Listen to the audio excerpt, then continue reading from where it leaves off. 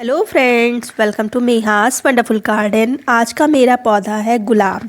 Pruning के बाद गुलाब पर जब नई नई ग्रोथ स्टार्ट होती है तो कौन सा फर्टिलाइज़र देना है कि वो अच्छे से कलियां निकाले और जो फ्लावरिंग हो वो बिग साइज़ की हो। तो कौन सा फर्टिलाइज़र मैं डालती हूँ इसके बारे में ये वीडियो है। लेकिन सिर्फ फर्टिलाइज़र ही मैटर नहीं करता फ्लावरिंग के लिए, और भी चीज़ें हैं जो मैटर करती हैं। उसमें सबसे पहला जो मेन पार्ट है फ्लावरिंग में वो है प्रूनिंग का।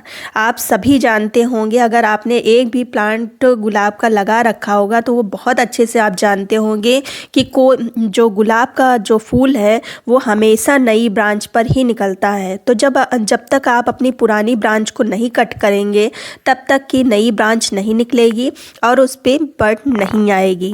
तो बहुत ही मेन इम्पॉर्टेंट आपको काम करना है इसकी प्रूनिंग का। फरवरी और मार्च बहुत ही अच्छा टाइम है इसकी प्रूनिंग का। आप इसमें हार्ड प्रूनिंग भी कर सकते हैं, सॉफ्ट प्रूनिंग भी कर सकते हैं।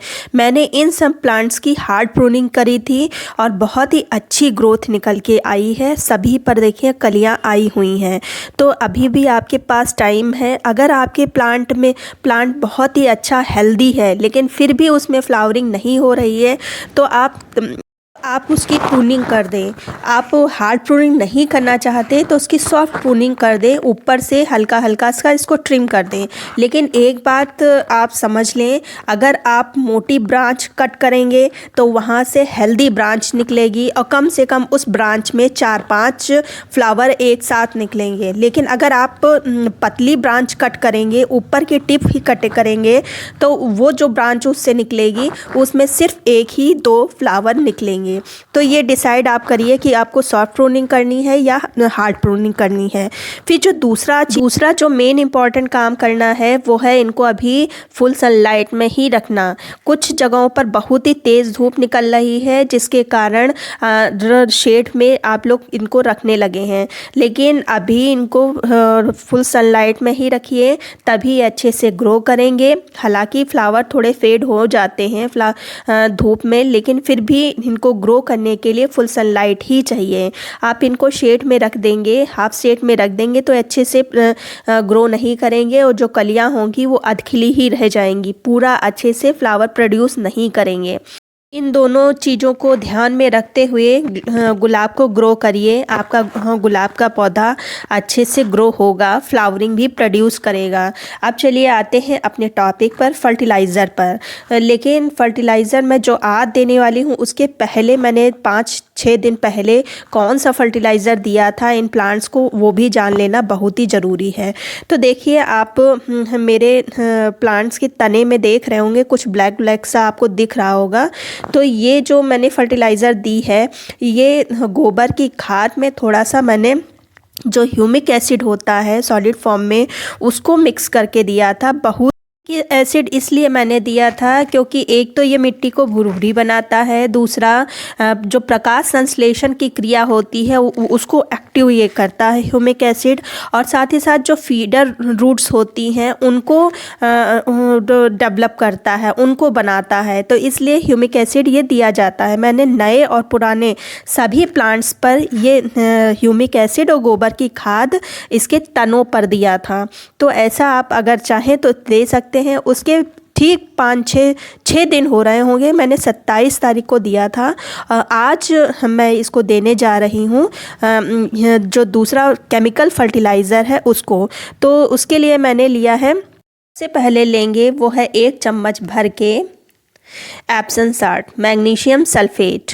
तो इसको मैंने 1 चम्मच भर के लिया है। फिर जो दूसरी चीज़ हम लेंगे वो भी 1 ही चम्मच लेंगे। सभी चीज़ नाप के लेना है। 1 चम्मच मैंने एप्सम साल्ट लिया है, 1 चम्मच हम ये जो पूरी भरी नहीं है ये डीएपी है, वाटर सॉल्युबल डीएपी है, उसको मैंने लिया है। अगर आपके ग्रेन्यूल्स फॉर्म में है तो 10 दाने काफ़ी होंगे।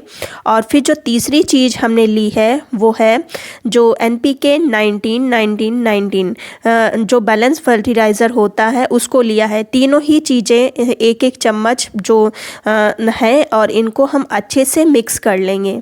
खूब अच्छे से मिक्स कर लेना है। और फिर इसको हम अब मिट्टी में देंगे। मिट्टी में तब देना है जब आपकी मिट्टी गीली हो, और सुबह और या शाम को ही देना है। तो जैसे ये मेरा ये प्लांट है, 14 इंच के ये प्लांट में लगा हुआ है प्लांटर में, और काफ़ी बड़ा पौधा है। फिर इसमें हम देंगे। कल से बहुत तेज़ बारिश हो रही है, आज ही कुछ खुला है, तो अब हम ये फर्टिलाइज़र इसमें देंगे। तो किसी से हम ऊपर की मिट्टी हम हटाए ले रहे हैं से,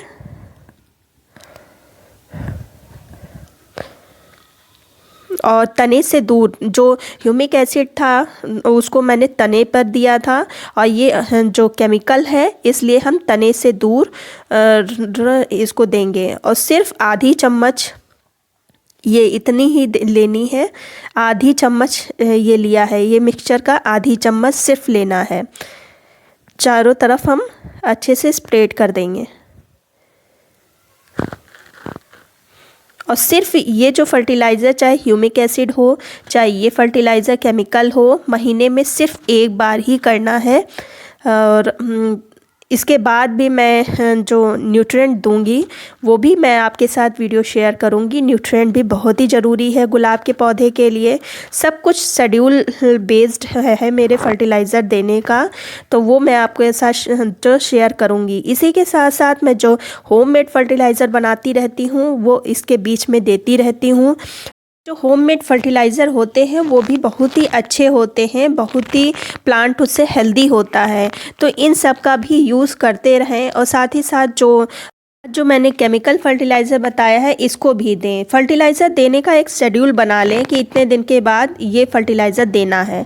अब मुझे करना है स्प्रे, तो इसके लिए मैंने स्प्रे बॉटल लिया है, और 1 लीटर पानी में ये मैं सबसे पहले जो 1 चम्मच नहीं, ये मैं स्प्रे करूँगी तो आधे से भी बहुत ही कम एप्सम साल्ट लिया है, और उतना ही हम लेंगे यही NPK जो बैलेंस वाला है, इसको और अच्छे से मिक्स कर देंगे। क्योंकि एप्सम साल्ट थोड़ा सा मिक्स होने में टाइम लेता है, तो अच्छे से बार बार करके पहले हम इसी में घोल लेंगे।